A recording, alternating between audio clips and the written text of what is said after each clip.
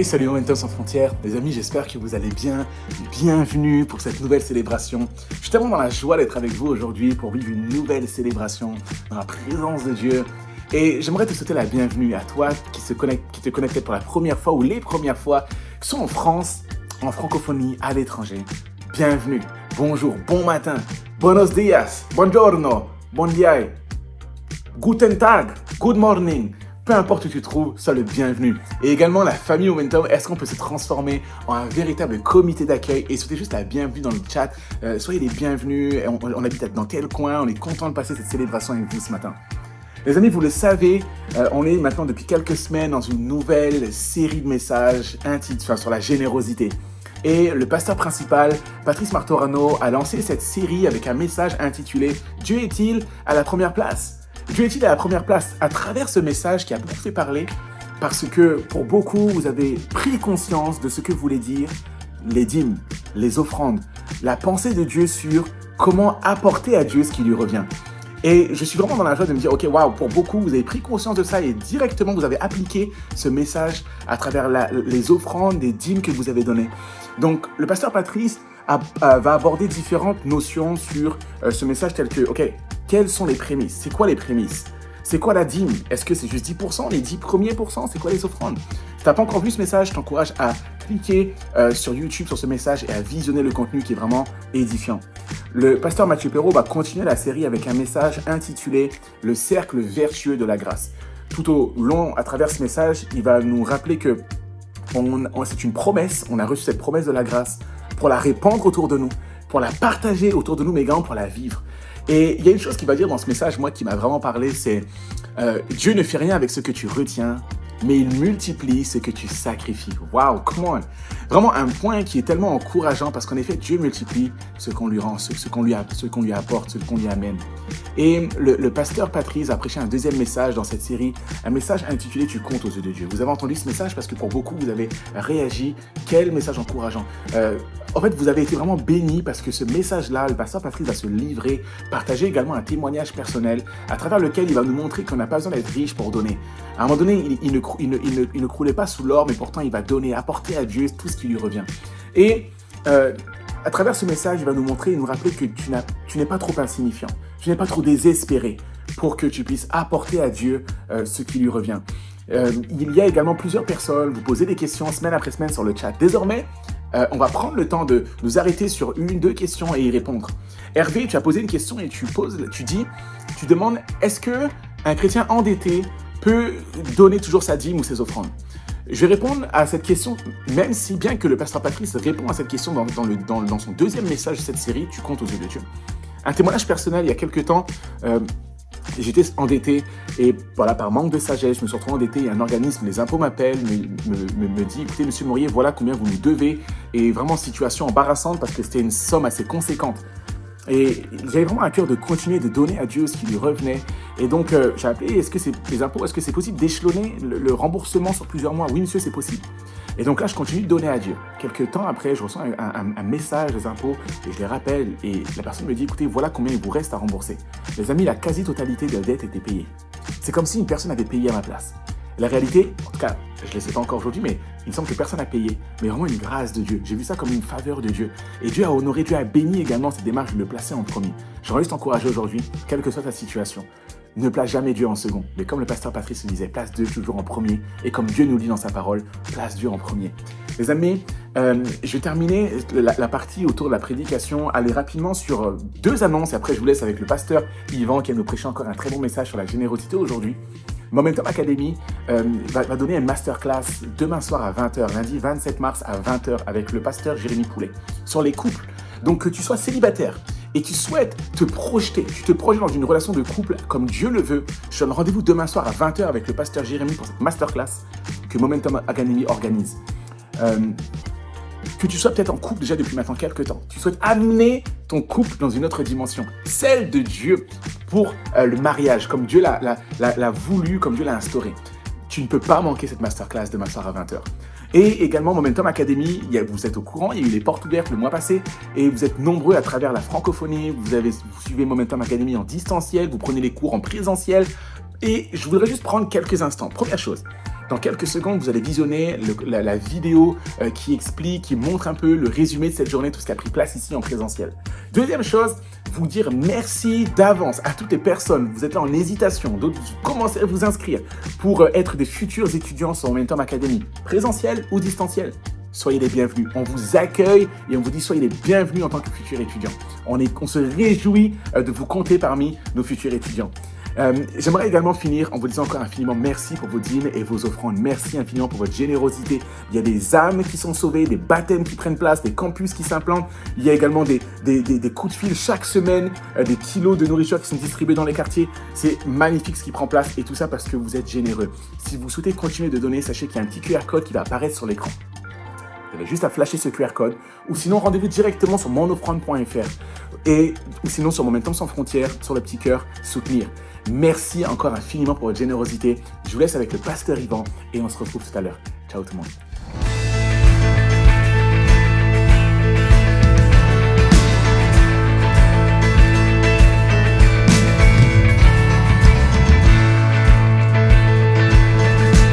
Chantons ensemble, j'ai vu l'ennemi.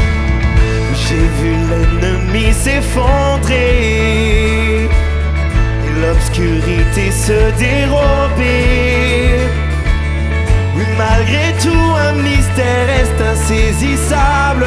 Mon nom est écrit là dans le ciel. J'ai vu ensemble, puis j'ai vu sa puissance en action et sa force de résurrection.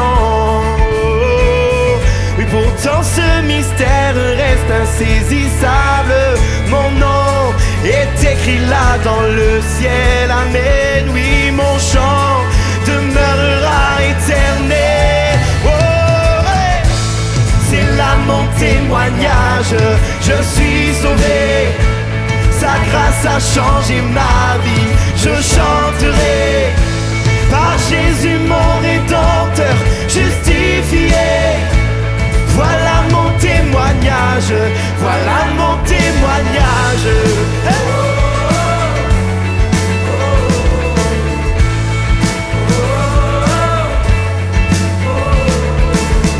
Et rassemblons-nous devant celui qui par son sang nous a franchis. Amen, amen.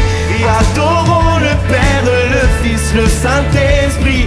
Mon Dieu fera ce qu'il a promis. Oui, en lui, tout est déjà accompli. Alors on y va ensemble. C'est là mon témoignage. Je suis sauvé. Sa grâce a changé ma vie. Je chanterai par Jésus mon Rédempteur justifié. Voilà mon témoignage. Voilà mon témoignage.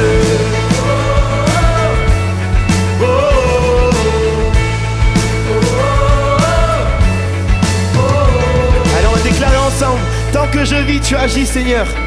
Allez, on y va. Hey! Tant que je vis, tu agis. Le meilleur est à venir. Oh, je le crois. Tant que je vis, tu agis. Le meilleur est à venir. Oh, je le crois. On y va. Tant que je vis, tu agis. Tu agis. Le meilleur est à venir. Oh, je le crois. Tant que je vis, tu agis. Tu agis. Le meilleur est à venir. Oh, je le crois. Allons, on chante ensemble. C'est là mon témoignage de tout ton cœur. C'est là mon témoignage. Je suis sauvé. Sa grâce a changé ma vie. Je chanterai par Jésus mon Rédempteur justifié. Voilà mon témoignage. Je suis sauvé. C'est là mon témoignage. Je suis sauvé. Sa grâce a changé ma vie. Je chanterai par Jésus mon Rédempteur justifié. Voilà mon témoignage. Voilà mon témoignage. Oh, je suis sauvé.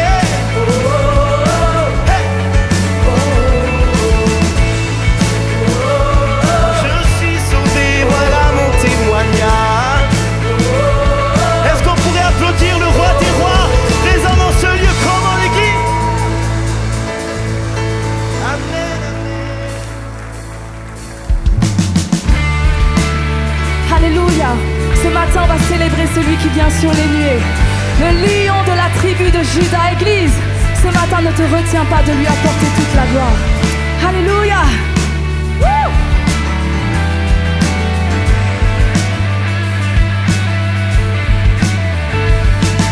Il vient sur les nuées, les rois du monde s'inclineront. Les chaînes sont brisées quand les cœurs déclarent sa louange. Et qui peut arrêter notre Dieu? Notre Dieu est le lion de Juda. Il rugit puissamment et il combat pour nous. Et tout genou fléchit devant lui. Notre Dieu est l'agneau sacrifié pour les péchés du monde. Son sang brise les chaînes. Et tout genou fléchit devant le lion et l'agneau. Oui, tout genou fléchit devant lui.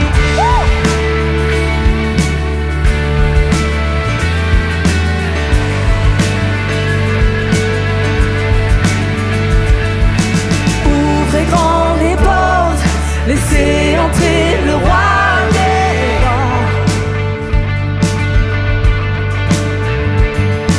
Le Dieu qui vient sauver et libérer tous les captifs. Qui peut arrêter notre... Déclare l'Église. Notre Dieu est le lion de Juda. Il rugit puissamment et il combat pour nous. Et tout genou fléchit devant lui. Notre Dieu est l'agneau sacrifié pour les péchés du monde. Son sang brise les chaînes. Et tout genou fléchit devant le lion et l'agneau. Et tout genou fléchit devant lui. Alléluia. Si tu le crois ce matin, on va le déclarer ensemble. Qui peut arrêter notre Dieu? Dis à tes problèmes ce matin, il n'y a rien qui pourra arrêter mon Dieu. Donc comme une armée ce matin, on va faire bloc et déclarer: qui peut arrêter notre Dieu? Laisse-moi t'entendre, Église. On y va ensemble. Et qui peut arrêter notre Dieu? Dis-le à ton âme ce matin. Et qui peut arrêter notre Dieu? Et qui peut arrêter notre Dieu? Et qui peut arrêter notre Dieu? Et qui peut arrêter notre Dieu? Qui peut arrêter notre Dieu? Qui peut arrêter notre Dieu? Qui peut l'arrêter?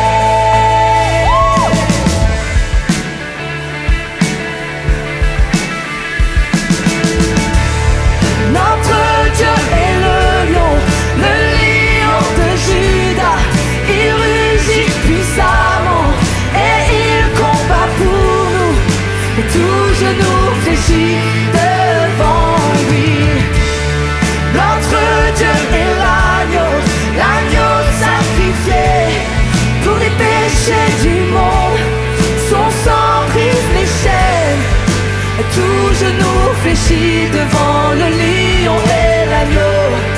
Et tout genou fléchit devant lui. Tout genou fléchit devant toi, Seigneur. Église, loue ton Dieu ce matin. Oh, déclare combien il est merveilleux, combien il est tout puissant.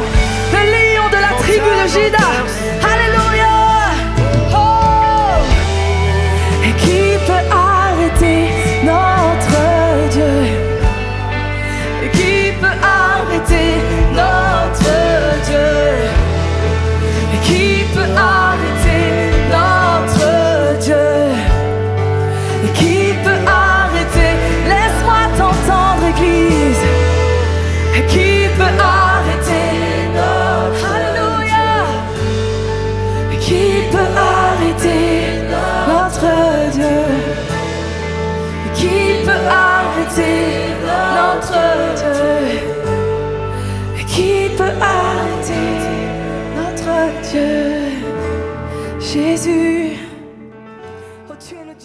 Bonjour à tous, j'espère que vous allez bien alors que vous nous regardez peut-être depuis votre salon ou dans les transports en commun. Je suis vraiment heureux de partager ce message avec vous, mais j'aimerais avant de démarrer qu'on puisse chacun d'entre nous remercier tous les techniciens, tous ceux qui servent fois après fois à la régie, à la lumière, au son, à la vidéo. J'aimerais qu'on puisse leur dire merci pour votre travail, merci pour votre consécration, merci de venir fois après fois pour nous aider à rendre ces moments possibles. Donc moi, mon cœur est avec vous ce matin en vous remerciant infiniment parce que vous nous permettez de prêcher dans des conditions magnifiques et d'apporter ce message de la meilleure façon qui soit. Donc mon rôle ce matin, c'est de partager avec vous un message sur la suite de ce que l'on a commencé à faire de cette série sur la générosité. Patrice vous a parlé du pourquoi donner, c'est-à-dire le principe des prémices et toute cette perspective magnifique sur Dieu qui est en premier. On le positionne en premier sur tout ce que l'on donne au Seigneur permet de racheter la suite. Et j'aimerais aussi remercier Matthieu pour sa prédication sur le cercle vertueux de la grâce. Ça m'a beaucoup touché, mais j'avoue que j'ai eu un petit peu de mal. En fait, le Seigneur m'a rattrapé rapidement après cette prédication. J'étais là vendredi soir lorsqu'il l'a partagé, il y a quelques semaines de cela, il y a 2 semaines de cela.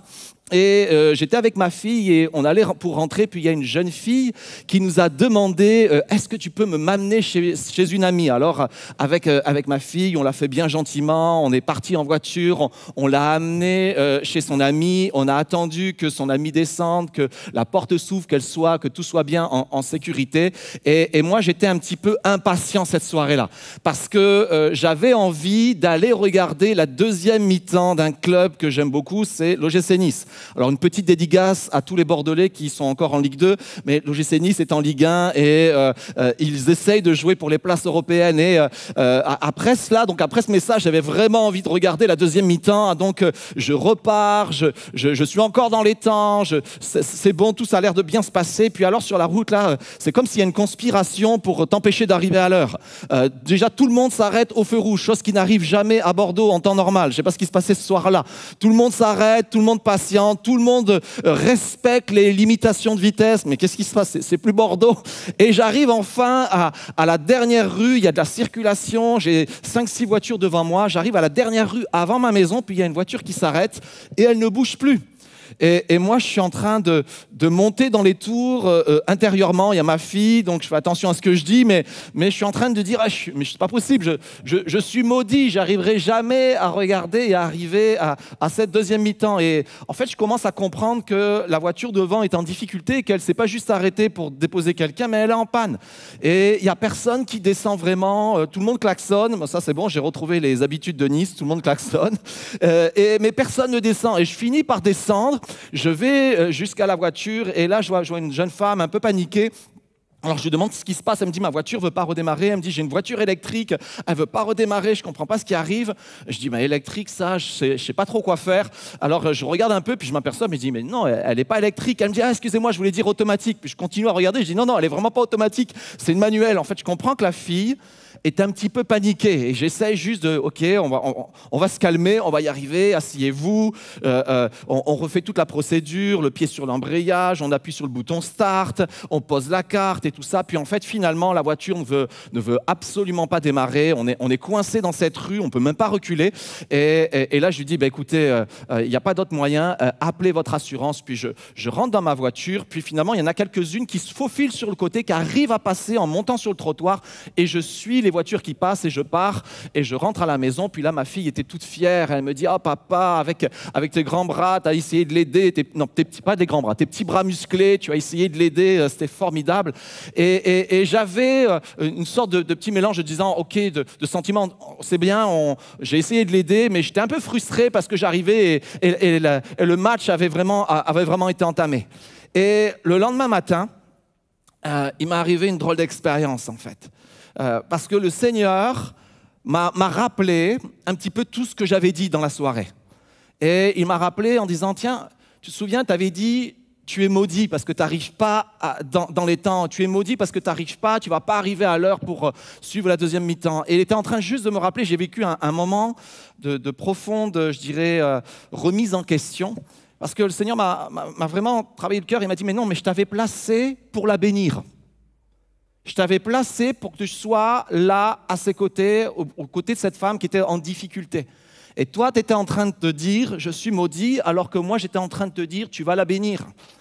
Et ça m'a profondément troublé parce qu'aux yeux de ma fille, j'avais fait quelque chose de bien, j'avais fait quelque chose de mieux que les autres, parce que les autres s'étaient quasiment pas déplacés, ils avaient renoncé tout de suite, ils s'étaient assis, mais Dieu savait finalement ce qu'il y avait comme intention dans mon cœur cette soirée-là. Mon intention n'était pas de l'aider, mon intention était de passer le plus vite possible, de bouger la voiture, de la mettre sur le côté et d'arriver le plus vite possible à la maison. Est-ce que ça vous arrive parfois de passer à côté de ce que Dieu a pour vous? Est-ce que ça vous arrive parfois tu fais une bonne action, ça paraît bien aux yeux des gens, mais l'intention, la vraie intention était complètement différente. Et c'est ce que j'aimerais aborder avec vous ce matin. Et ce que j'aimerais regarder avec vous ce matin, c'est le titre de mon message, c'est « Seigneur, apprends-moi à aimer ». Seigneur, apprends-moi à aimer. Je crois profondément que l'amour change la façon dont on fait les choses. L'amour change notre façon de donner. L'amour change notre façon de parler. L'amour change notre vision des choses. Et alors que je venais d'écouter un message extraordinaire de la part du pasteur Mathieu, je m'étais retrouvé à nouveau en difficulté, rapidement, immédiatement, parce que j'étais passé à côté de l'essentiel. Tout ça parce que j'avais fixé d'autres priorités, je m'étais fixé sur mes propres priorités et j'étais passé à côté de ce que Dieu voulait faire. Alors, mon premier point ce matin, c'est que j'aimerais faire avec vous cette sorte de prière. C'est une prière, c'est un chant que David va faire dans le psaume 139. « Sonde-moi, ô Dieu, et connais mon cœur ». J'aimerais qu'à la fin de ce moment, lorsqu'on va prendre un temps de prière, que tu puisses faire cette prière avec moi en disant « Sonde-moi, ô Dieu, et connais mon cœur ». Et on va regarder ensemble un texte où Jésus va sonder le cœur d'une église. En fait, j'aimerais te dire que tu pries ou que tu ne le pries pas. Dieu sonde nos cœurs, il les éprouve. Il va le dire à Jérémie, « Moi, l'Éternel, je sonde les cœurs et les reins ». Et Paul va le dire aussi dans la lettre aux Romains, « Le Saint-Esprit sonde les cœurs ». En fait, Dieu nous sonde. Et dans le livre de l'Apocalypse, Jésus va sonder le cœur d'une église extraordinaire, une des plus grandes églises de son époque, une église pleine d'œuvres qui s'appelle l'église d'Éphèse. Et il va sonder le cœur de l'église d'Éphèse. On va le lire ensemble. Voici ce qu'il dit. « Je connais tes œuvres, ton travail, ta persévérance. Je sais que tu ne peux supporter les méchants. Tu as mis à l'épreuve ceux qui se prétendent apôtres sans l'être, et tu les as trouvés menteurs. Oui, tu as de la persévérance, tu as souffert à cause de mon nom, et tu ne t'es pas lassé. » Waouh! Là, je dirais tout juste, tout bon. Jusqu'à présent, ça va plus que bien. C'est très bien. Il y a une sorte de bilan, et le bilan est très bien. Et voici ce que va dire Jésus au milieu de tout cela. « Mais ce que j'ai contre toi, c'est que tu as abandonné ton premier amour. Souviens-toi donc d'où tu es tombé. Repens-toi et pratique tes premières œuvres. Sinon, je viendrai bientôt à toi et j'enlèverai ton chandelier de sa place, à moins que tu ne changes d'attitude. » Lorsqu'on regarde ce texte, on se dit, mais finalement, c'est pas si mal. Si c'était scolaire, le test, on aurait dit, ils ont 9 points sur 10. Et j'ai compté, il y a 9 bonnes choses et une chose qui a besoin d'être corrigée, une chose qui a besoin d'être réajustée. Mais lorsqu'on regarde ça, on dit « Wow, tu as 9 sur 10 ». Je ne sais pas pour vous à l'école, mais quand tu avais 9 sur 10 ou 18 sur 20, c'était une bonne note. C'était une bonne note. Et je me dis, là, Seigneur, c'est une bonne note que tu leur donnes. Ouais, tu leur donnes 9 sur 10. Mais Dieu dit, ce qui ne va pas dans ton église, ce qui ne va pas dans ton cœur, vous savez que l'église est formée de croyants, donc il parle à chacun des croyants de cette église-là. Et je ne m'adresse pas à l'église Momentum, je m'adresse à chacun d'entre nous. Je m'adresse à toi qui suis cette vidéo assis sur ton canapé ou dans les transports en commun. Je m'adresse à toi qui, ce soir, est en train de méditer peut-être justement sur cet aspect-là. Je m'adresse à chacun d'entre nous. Je m'adresse à moi premièrement parce que justement, j'ai vécu cette expérience douloureuse mais salvatrice. De me dire, mais Seigneur, peut-être que je passe et je suis en train de passer à côté de l'essentiel. Je suis peut-être passé à côté de ce que tu me demandes de faire. Et lorsqu'on regarde un petit peu rapidement ces quelques points et ces quelques remarques de Jésus, la première chose qu'on s'aperçoit, c'est qu'ils n'ont pas perdu l'amour. Parce que perdre, c'est quelque chose d'involontaire. Moi, ça m'arrive souvent de perdre des choses, mes clés, mes gants, toutes sortes de choses, je les perds à la maison, c'est quelque chose d'involontaire. C'est pas un acte réfléchi, prémédité, c'est quelque chose d'involontaire. Mais là, il ne nous est pas parlé de perdre, il nous est parlé d'abandonner. Et abandonner, là, c'est quelque chose de volontaire. Autant perdre, c'est involontaire, autant abandonner, c'est volontaire. Et comment tu abandonnes? Je ne pense pas qu'on se lève un matin en se disant « Seigneur, je vais abandonner mon premier amour pour toi ». Je pense simplement, soyons honnêtes, transparents, je pense qu'il y a à un moment donné d'autres priorités, d'autres choses qui vont faire que cet amour ne va plus passer en premier. Parce que justement, dans cette perspective, il nous est dit de premier amour. Donc je vous disais, il est parlé d'abandonner, c'est une notion intéressante parce que c'est une notion volontaire, mais aussi il y a cette notion de premier. Et le premier a deux sens. Il a un sens positionnel, c'est le premier, c'est le numéro 1, il est au-dessus de tout. Puis il a un sens chronologique, la première fois que tu l'as rencontré. Et là, en fait, j'ai l'impression que ceux qui étaient à Éphèse, tout simplement, ils ont laissé d'autres priorités prendre le dessus. Et je ne sais pas pour toi, mais moi je sais pour moi que souvent, j'ai laissé d'autres priorités, et je ne parle pas de péchés flagrants, de choses dans lesquelles je suis tombé, je parle de choses qui sont bonnes, mais qui ont pris le dessus, qui sont devenues prioritaires. Parfois, c'est ton projet professionnel, et tu y mets toute ton énergie, tu y mets tellement d'énergie que tu en finis par oublier celui qui va le bénir, celui qui va être avec toi dans ce projet, celui qui veut faire que ce projet soit une réussite. Parfois, c'est un mariage. Et heureusement que tu mets du temps dans ton mariage. Heureusement que tu aimes ton épouse ou que tu aimes ton mari. Heureusement que tu le fais. Mais tu essayes, ou en tout cas, tu essayes de bâtir un mariage et tu mets tout au-dessus, mais tu en oublies celui qui en est la source. Celui qui, justement, va faire que ton mariage soit une réussite. Mais tu places tout cela en premier comme une priorité. Je le cherche, je le veux. Et comme je vous dis, ce n'est pas des choses mauvaises. Ça peut être une passion, un hobby. Et c'est comme si on dit, OK, ça prend la première place, alors qu'on a une mauvaise conception. Lorsqu'on place Dieu à la première place, il ne nous retire pas le reste. C'est ce que Jésus va dire, cherchez d'abord le royaume de Dieu et sa justice, toutes choses vous seront données ensuite. Dites avec moi là où tu es, toutes choses. Toutes choses te seront données. Mais parfois, on met ces toutes choses avant. Et le premièrement du royaume de Dieu, on le laisse en second, en troisième, en quatrième. Et donc, dans ce constat que Jésus fait avec cette église, avec Éphèse et avec nous aujourd'hui, il dit qu'il y a un problème de positionnement. Qu'est-ce que tu as placé en premier? Qu'est-ce qui a pris la place? Et aussi cette perspective, comme je vous l'ai dit, donc de première place, mais aussi cette notion d'histoire, d'historique. La première fois où j'ai aimé Jésus. La première fois où j'ai dit oui à Jésus. La première fois où j'ai ressenti son amour, j'ai ressenti sa grâce et que j'ai répondu par un amour, par « Seigneur, je t'aime ». Je m'en souviens, moi, j'étais un jeune homme qui avait extrêmement peur de la mort. J'étais même un peu terrorisé par la mort. J'avais surtout une crainte de qu'est-ce qui allait m'arriver si je mourais. Parce que je savais que finalement, ce n'était pas auprès de Dieu que j'allais aller. Et jusqu'au jour où j'ai fait la paix avec Dieu, où j'ai compris tout l'amour de Dieu, tout ce qu'il avait fait pour moi.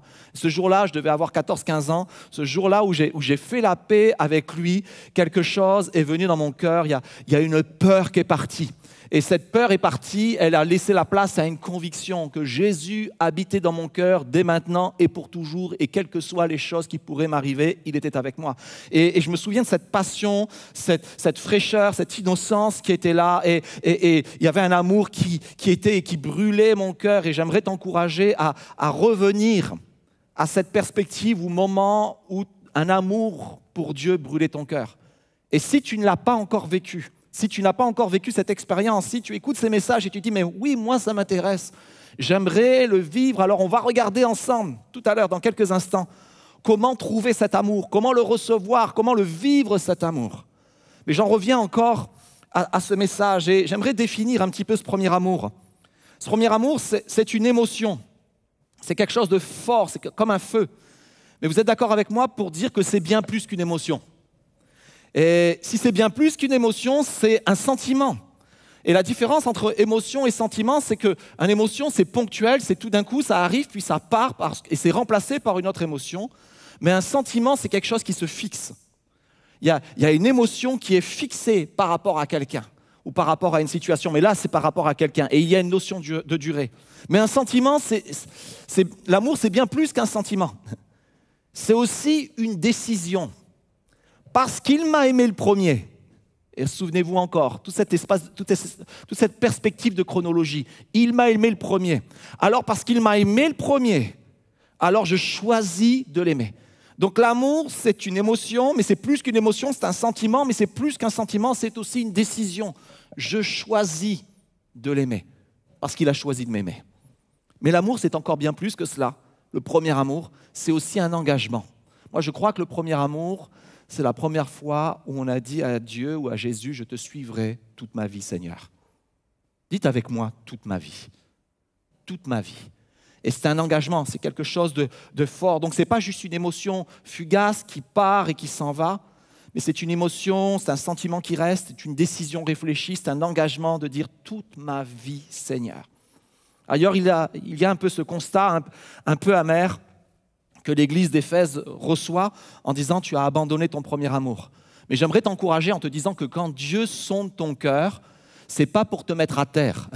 Quand Dieu sonde ton cœur, c'est parce qu'il a un chemin pour toi. Il a un chemin pour te ramener à lui. Il a un chemin pour remettre en nous, en chacun d'entre nous, les sentiments, les émotions, les décisions, l'engagement que nous aurions dû ne jamais lâcher. Ou que peut-être nous n'avons encore jamais fait. Mais c'est le chemin qu'il nous montre. Et Jésus va montrer un chemin. Il va leur montrer un chemin. Il va leur dire, souviens-toi, reviens, change de mentalité. Et c'est mon deuxième point.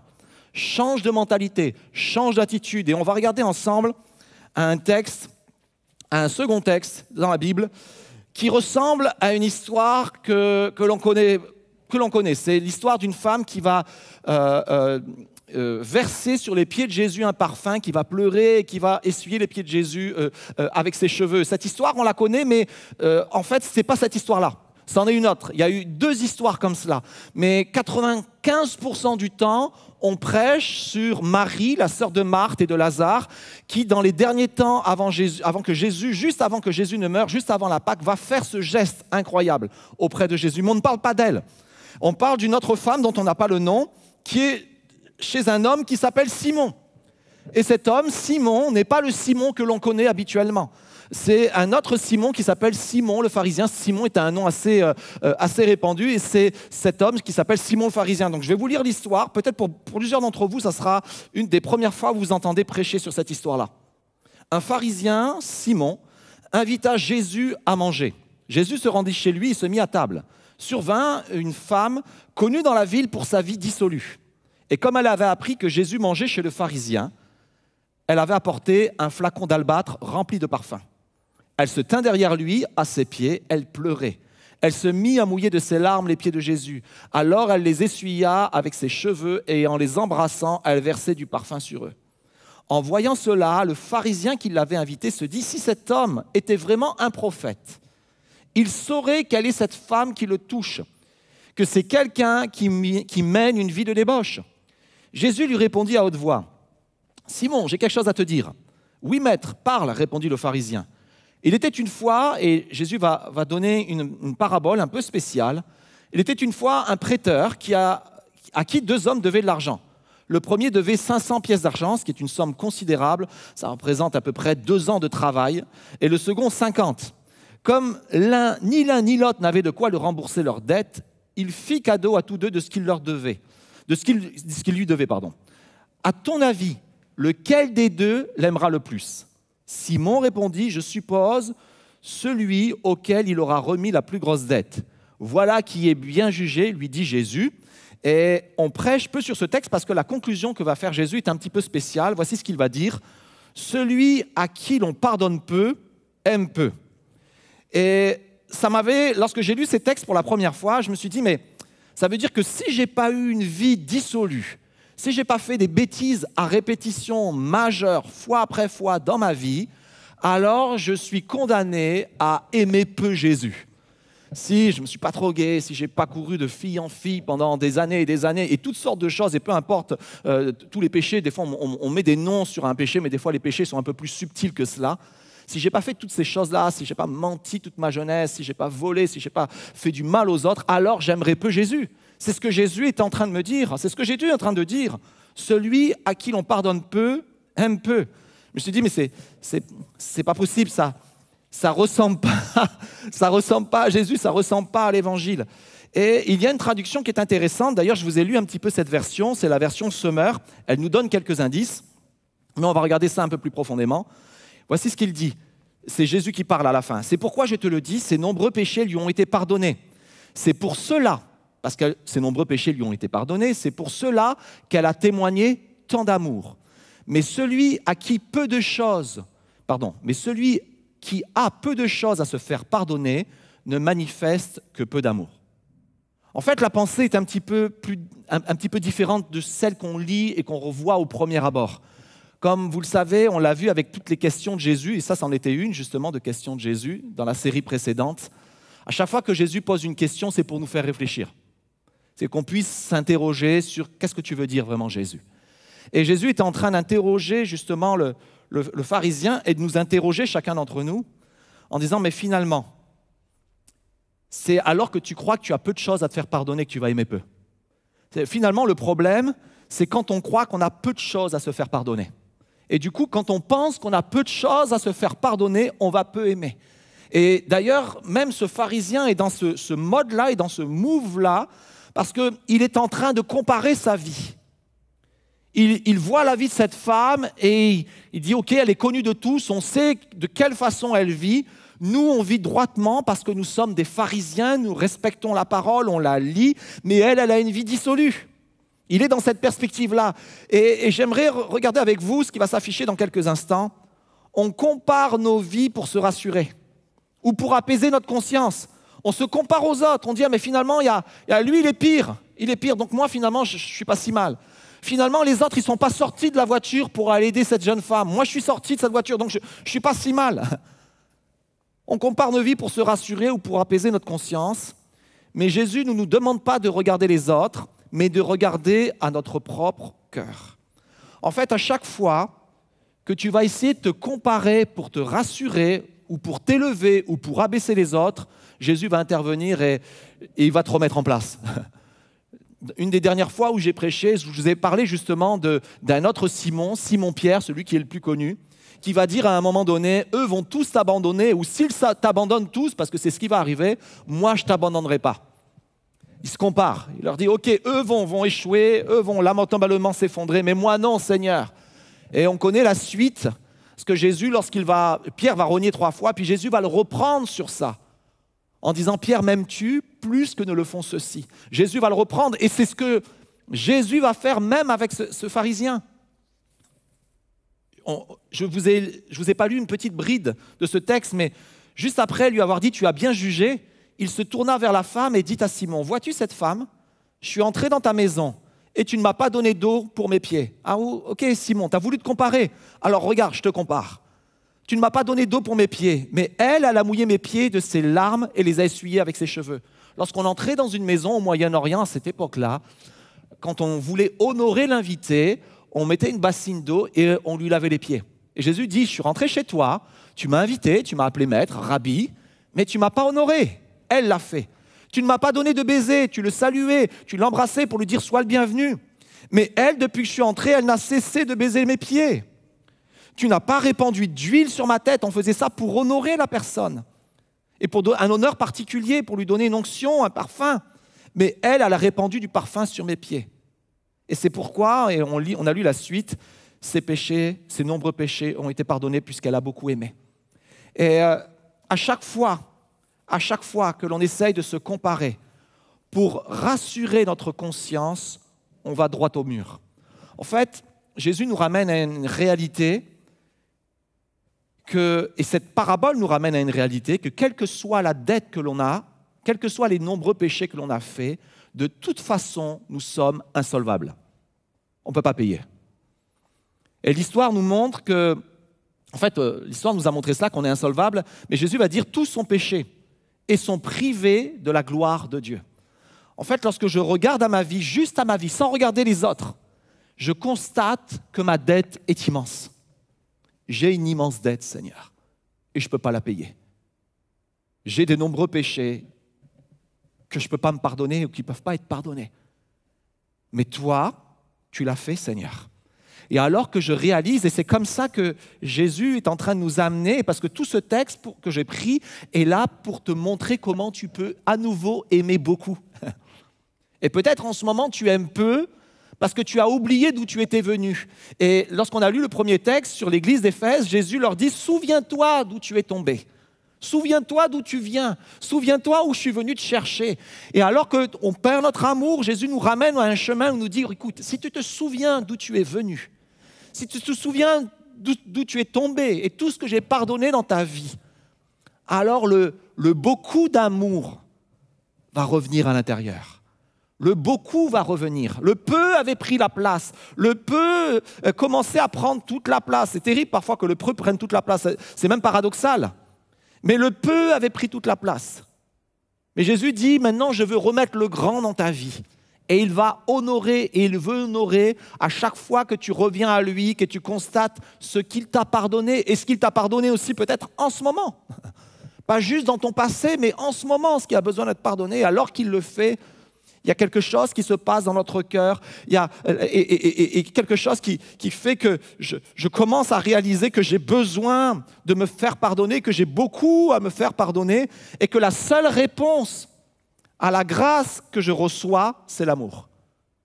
L'amour est la seule réponse à la grâce que je reçois de Dieu.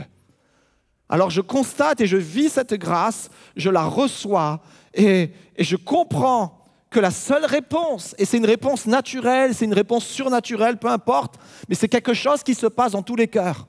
Quand tu reçois une grâce et que tu réalises pleinement que c'est une grâce, comme Matthieu l'avait prêché, tu le réalises pleinement, alors la seule réponse qui émerge de ton cœur, c'est l'amour. Parce que Jésus m'a aimé le premier, alors je l'aime. Parce qu'il a fait quelque chose dans ma vie, parce qu'il m'a pardonné, parce qu'il m'a rattrapé, parce qu'il a pardonné mes péchés passés, mes péchés présents et tout mon futur aussi. Alors je le comprends, alors je vais vers lui. En fait, l'amour, comme je vous le dis, est la seule réponse. Et la seule réponse aussi que Dieu attend. Dans Matthieu 22, on va venir près de Jésus et quelqu'un va lui dire « Maître, quel est dans la loi le commandement le plus grand ?» Jésus lui répondit « Tu aimeras le Seigneur ton Dieu de tout ton cœur, dis-le avec moi, de toute ton âme et de toute ta pensée. » En fait, certains ont traduit, et j'aime beaucoup cette traduction, « Tu aimeras le Seigneur de ton Dieu de tout ton cœur, c'est-à-dire de toute ton âme et de toute ta pensée. » Quand tu l'aimes de tout ton cœur, tu l'aimes de toute ton âme et de toutes tes pensées. C'est là le commandement le plus grand et le plus important.